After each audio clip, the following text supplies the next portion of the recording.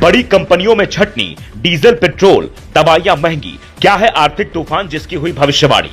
रायबरेली में गरजे राहुल गांधी, कुछ नहीं टिकेगा, क्या मोदी की कम खरीदारी वाली अपील संकट बढ़ाएगी।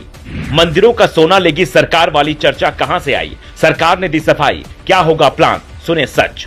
क्या मोदी सरकार की नजर अब मंदिरों के सोने पर है। सोशल मीडिया पर वायरल पोस्ट अगर आप भी देख रहे हैं और उसे बिना सोचे समझे शेयर कर रहे हैं तो सावधान हो जाएं, क्योंकि सरकार ने इस दावे को फर्जी बताया है। पर इसी के साथ राहुल गांधी ने एक ऐसी भविष्यवाणी कर दी है जिसने सबकी चिंताएं बढ़ा दी हैं।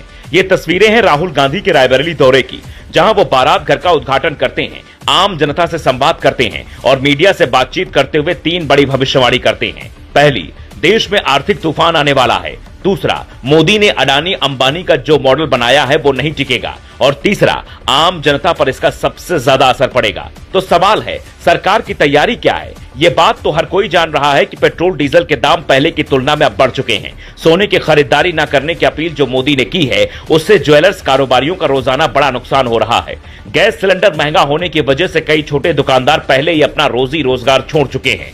तो क्या आर्थिक तूफान आने के बाद यह संकट और गहरा हो जाएगा और इसकी संभावना कितनी है। जानकार कहते हैं, आर्थिक तूफान आने का मतलब है कंपनियों में छटनी बढ़ जाना, डीजल पेट्रोल के दाम में और बढ़ोतरी होना, दवाओं से लेकर जरूरी सामानों तक की कीमतें बढ़ जाना, यहां तक कि किराए से लेकर खाने पीने की चीजें तक महंगी हो सकती हैं। तो फिर सरकार इसके लिए कितनी तैयार है। मोदी सरकार का दावा है फिलहाल सब कुछ कंट्रोल में है, लेकिन ज्यादा दिनों तक जंग चली तो हालात बिगड़ सकते हैं। दुनिया के कई देश गरीबी के दलदल में जा सकते हैं। इसका जिक्र खुद मोदी विदेश की धरती से करते हैं। तो सवाल है, ऐसे वक्त में जब देश को संभालने की जरूरत है तो मोदी विदेश क्यों गए।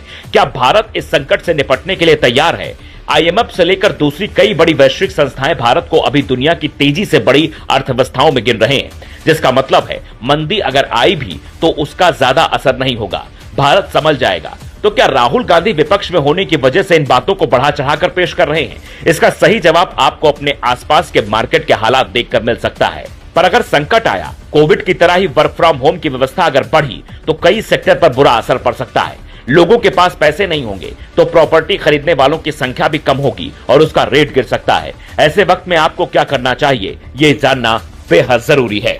बेवजह कर्ज लेने से बचें, इमरजेंसी फंड की व्यवस्था जरूर रखें, एक इनकम सोर्स पर निर्भर न रहकर आय के दूसरे साधन भी बनाएं, अपनी स्किल को अपग्रेड करें ताकि नौकरी जाने पर भी दूसरी जॉब ले सके।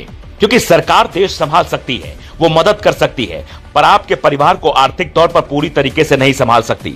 इसलिए कुछ रास्ते आपको स्वयं भी चुनने होंगे, क्योंकि राहुल गांधी की भविष्यवाणी ये कहती है कि बेहद कठिन समय आने वाला है।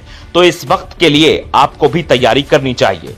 फिलहाल ना तो भारत के हालात 1991 वाले हैं और ना ही 2008 की आर्थिक मंदी वाले, जब अमेरिका एक तरीके से बिखर चुका था। दुनिया भर के कई देश परेशान थे, पर भारत के तत्कालीन प्रधानमंत्री और महान अर्थशास्त्री ने सब कुछ संभाले रहने की कोशिश की थी। इस वक्त भी भारत के कई बड़े आर्थिक विशेषज्ञ इस दौर से निपटने के लिए कई सलाह दे रहे हैं। इसलिए अफवाहों से बचें, सतर्क रहें, सावधान रहें।